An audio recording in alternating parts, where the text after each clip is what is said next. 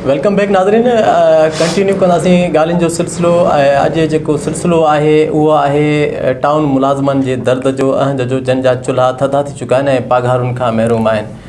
असांखे जॉइन कयो आहे STP अॻवान गुलज़ार अहमद शर साहब। गुलज़ार, असां तव्हांखे कास्ट जी स्पेशल ट्रांसमिशन में भलीकार चऊं था। ग्रुप सर गुलज़ार, हीउ जेको सिलसिलो आहे तनख़्वाहूं बंदि करे छॾणु ऐं हेठें तबिके जे मुलाज़िमनि खे परेशान करणु, इहो का नई ॻाल्हि त न आहे, पर जेके ॾहरकी जा टाउन मुलाज़िम आहिनि, ख़ासि तौर ते हर रवाज, हर रविश, ज़ुल्मत जो नओं अंदाज़ जेको आहे ॾहरकी मां जनमु वठे थो।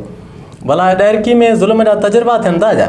सर मसइलो इहो आहे त हिते सियासी जेका बि टाउन मुलाज़िम आहिनि उहे फ्री फेयर न आहिनि, मतिलबु सियासी हवाले सां आहिनि। के मुनीर मार जा माण्हू थी विया, के मिशफ़िक जा माण्हू थी विया, के कहिड़े कहिड़े हर के तबिके ॻोल्हण ग्रुप थियो, मार ग्रुप थियो।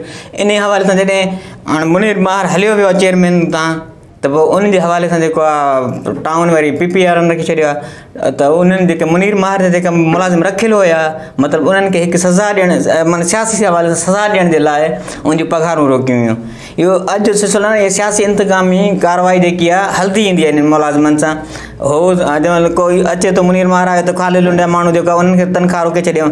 हाणे जेको TMO नओं आयो आहे, इन वरी चेयरमैन मुनीर मार जा जेके माण्हू रखियल हुआ उन्हनि खे सज़ाऊं ॾियण जे लाइ जेको आहे। हाणे त गुलज़ार ॾिसो, जेकॾहिं मां तव्हां सां इख़्तिलाफ़ रखां थो त उन इहे जेके मुलाज़िम आहिनि, इहे चवनि था त तक़रीबन 500 खां वधीक जेके मुलाज़िम आहिनि उन जूं पघारूं बंदि आहिनि, जंहिंमें सभई शामिल आहिनि।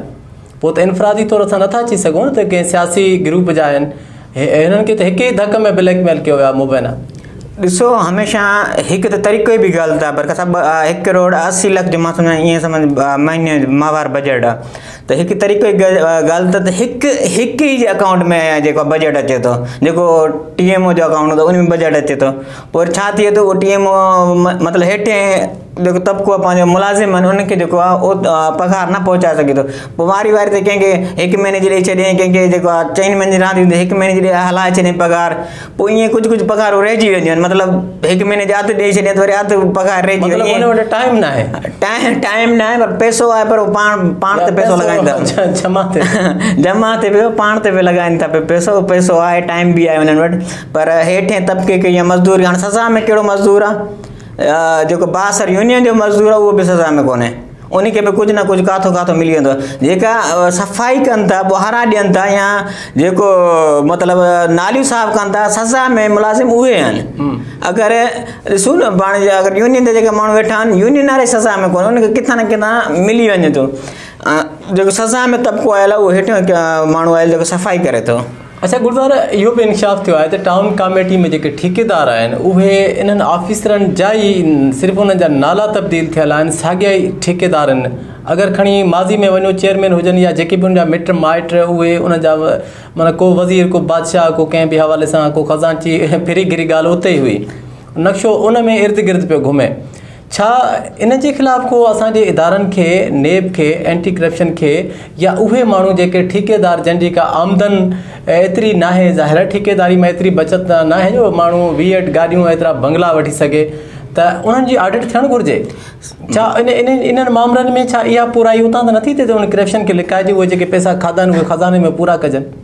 हिते त अगरि तव्हां लिस्टूं ॾेखारींदा कोन्हे, हिकु त अगरि वञनि सियासी तबिको या इहो लिस्टूं ॾेखारींदा कोन्हे। अगरि तव्हां ॾिसो लिस्टूं, जेका बि मुलाज़िम आहिनि तक़रीबन 100% मां 80% सफ़ेद पोश हूंदा, उन में तव्हांजा माज़रत सां सर साफ़ी बि मुलविस आहिनि। अगरि तव्हां लिस्टूं पटींदा 10 खां 15 जेका साफ़ी बि निकिरंदा। अच्छा, तंहिं करे हिननि जूं ख़बरूं घटि अचनि थियूं। हा, त बिल्कुलु तव्हां अगरि लिस्ट पटींदा त सफ़ेद पोश आहिनि, जेका खाल जेका मतिलबु वॾेरनि जेका बंगलनि ते कमु कनि पिया, हिकु त उहे उते कमु कनि पिया, ॿिया जेका आहिनि अगरि लिस्टूं पटींदा 10 खां 15 तव्हांजा साफ़ ई निकिरंदा। अगरि ॾेरकी जा साफ़ ई हूंदा त उहे खानपुर महार या उबाड़ो या उन तरफ़ जेका आहिनि उहे मुलाज़िम हूंदा। अगरि उतो साफ़ ई आहिनि त पोइ हिते तव्हां ॾेरकी में साफ़ ई निकिरंदा। मतिलबु त हर कंहिं पंहिंजो जेको हिसो आहे उहो इन टाउन जे नाले ते जेका ख़ैरात थिए थी उन मां हथ रंगिया आहिनि, वंडिया आहिनि, रहिजी विया आहिनि। त उहे माण्हू जेके वीचारा न्यूट्रल आहिनि, जेके हक़ीक़ी तरह सां बिज़नेस कनि था, कारोबार कनि था, या जंहिंजो राइट आहे टैक्स अदा कनि था, उहे माण्हू।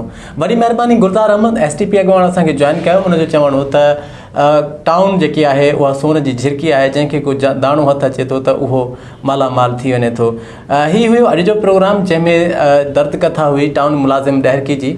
जेके हिन वक़्तु बुख हड़ताली कैंप कयो वेठा आहिनि, लेकिन अञा ताईं इंतिज़ामिया पारां कंहिं बि क़िस्म जो नोटिस नाहे वरितो वियो। ऐं जेके टाउन डहकी मां करोड़े रुपया अचनि था, कहिड़ी सहूलियत ऐं किथे इस्तेमालु थियनि था, इन हवाले सां बि ऑडिट नाले का बि शइ साम्हूं नाहे आई। इंशाल्लाह हिन ट्रांसमिशन जो सिलसिलो जारी रहंदो। तेसिताईं ॾींदा इजाज़त पंहिंजे बरकत बलोच खे। साथ सलामत।